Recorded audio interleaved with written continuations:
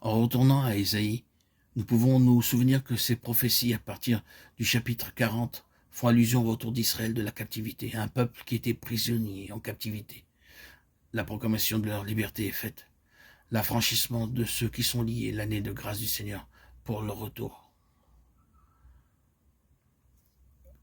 Jésus, Christ, en citant l'Écriture, se l'approprie. Il applique à lui-même. Il dit tout ce qui s'est réalisé dans le cas d'Israël à son retour de captivité, quand le jugement a été accompli. Vous l'avez aujourd'hui entendu de vos propres oreilles, car je suis loin, au-dessus de tout autre. Et le dessein même de mon onction est de proclamer sur la base du jugement accompli la liberté pour les captifs. Il était passé par le Jourdain. C'est le 4e chapitre de Luc. Le jugement de façon symbolique a été placé sur lui. Et il est allé tout au fond de la mort, sous l'accablant tourbillon de la colère de Dieu. Le jugement s'est accompli. C'est pourquoi il vient et déclare l'Esprit du Seigneur est sur moi, pour proclamer la liberté, l'année de grâce du Seigneur. C'est l'évangile de la gloire de Dieu, du Dieu satisfait, du Dieu béni.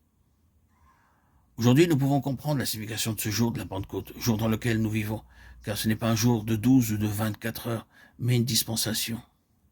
Nous en parlons souvent comme d'un jour de grâce, le jour de la bonne nouvelle.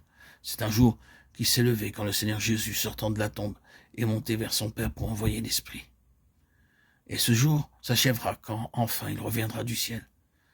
C'est un jour qui est long, car c'est le jour de la grâce du Seigneur, au cours duquel cet évangile de la gloire du Dieu béni doit être prêché sous l'onction de l'Esprit Saint.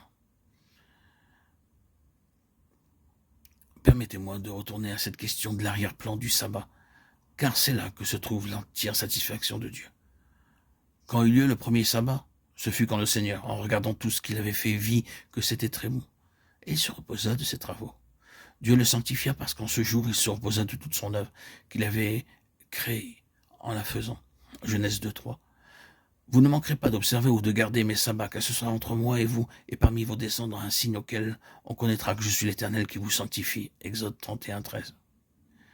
Il désignait le sabbat comme une ordonnance pour toujours, à travers toutes les générations, et faisait un sabbat de jour et un sabbat de semaine, lors de la 7e semaine, et un sabbat de mois au 7e mois, et ensuite un sabbat d'année à la 7e année, et ensuite encore un sabbat de multiple de 7 années, 49 ans.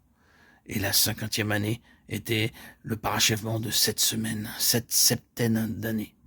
Tout cela parle de la satisfaction de Dieu. À cause de cela, vous pouvez être libérés. C'est comme quand un prisonnier est interrogé à la barre. Son cas est satisfaisant, la sentence tombe et le juge dit « Je suis satisfait, vous êtes acquitté ». Pourquoi est-ce que vous êtes acquitté? Cela, bien sûr, nous amène à l'être aux Romains. Vous êtes acquitté parce que Dieu est satisfait. Ainsi, le Seigneur Jésus réunit tout cela en lui-même, et il devient le sabbat personnel du Seigneur, Dieu, le bien-aimé dans lequel Dieu est satisfait.